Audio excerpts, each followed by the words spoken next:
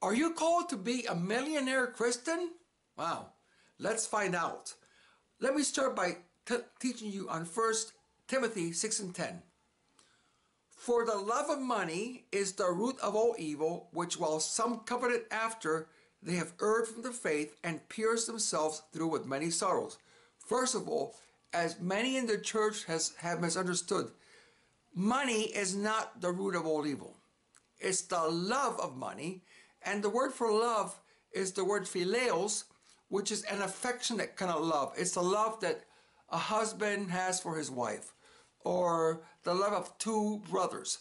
So the affectionate love of money, when you love money too much, like a brother, or when money becomes like your wife, or money becomes like your husband, then that's where greed comes in. And that's what's sinful, because when God blesses you with a lot of money, it is for you to share. Or you can be blown up with a lot of pride and stray away from the Lord. Having a lot of money by the voice of the Spirit is an excellent thing. Not having a lot of money by the voice of the Spirit is an excellent thing.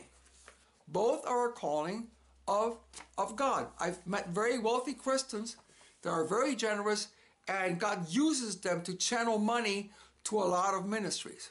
I met Christians that don't have a lot of money that are called to depend totally upon the Spirit of God, and God uses them in a power ministry and in signs and wonders, because they have to just totally depend upon God for everything. So God uses them in a power ministry.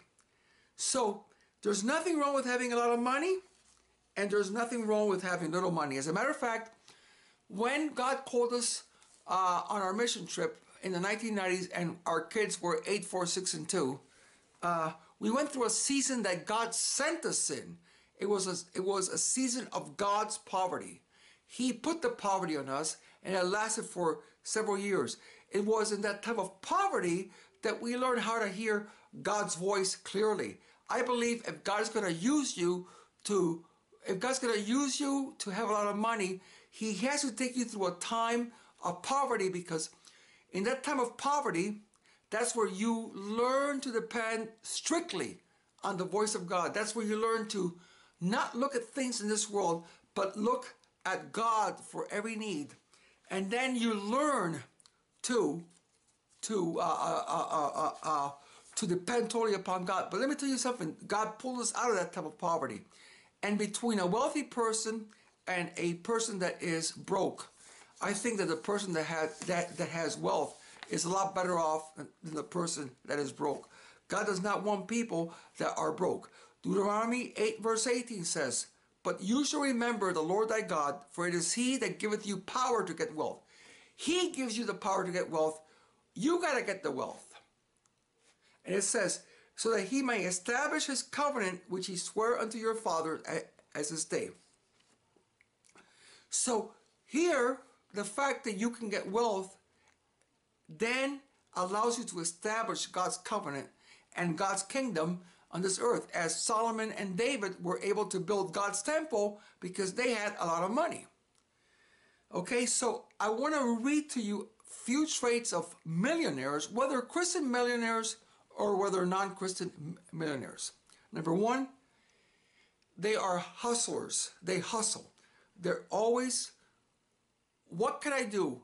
Who can I pray for? What book can I write? Never passive. They don't spend too much time on politics. They don't spend too much time on like media, on like social media. They're focused on their objectives. I think it was Tony Robbins, the entrepreneur conference speaker, who's a multimillionaire. The first thing he does in the morning when he gets up is he has his bucket of ice, and he jumps into the bucket of ice, and he wakes up, and then he has some kind of an energy drink. So these people are really focused on what they do. Number two, they are honest and have a lot of integrity. I'm not talking about corrupt people that have money. I'm talking about your everyday wealthy person that is working out there. Part of the reason why they have wealth is because their work principles are based upon integrity and upon honesty. Number 3, they are early risers. They go to bed at a certain time. They get their sleep. Sleep is very important if you're going to be successful in your ministry. And they're early risers. For me, most of my work is done early in the morning. Most of my energy happens early in the morning before my wife gets up, before anyone gets up. That's where I can really hear God the most clearly. This is where I can write my second book the most clearly. And I think that if you're going to have a life that you're called to be prosperous and bless other people, you must have a sleep schedule of getting enough sleep and then waking up and doing your best work with no social media, with no emails, no text messages. Just focus early in the morning to get your work done. Number 4, they have an extraordinary desire to add value to the human race. Millionaires put out large amounts of quality and valuable content. Their focus is not upon money, but to contribute unceasingly to humanity with excellence and with a passion to create what is of value and content. And then the money follows your excellence. Millionaire people, entrepreneurs, put out most of their work for free of charge. They'll be invited to do conferences, they'll do YouTube videos or Snapchats or Instagrams, and a lot of it is just free of charge because their desire is not money. Their desire is to add quality to the human race. And when they do that, then the money follows the excellence. Peter Diamandis, an entrepreneur, says, if you want $1 billion, solve a problem for 1 billion people. You want $1 billion? Help out 1 billion people. They work daily between 10 to 12 hours a day. I don't think that you have to work 12 hours a day. I definitely don't work 12 hours a day, but I will work 8 to 10 hour days because there's a motivation and there's an energy to produce this content. And finally, they're physically fit and they exercise. Most of these millionaire people I've noticed are in good physical shape and they exercise because they know that it's eating well, it is sleeping enough of hours, and then you got to exercise.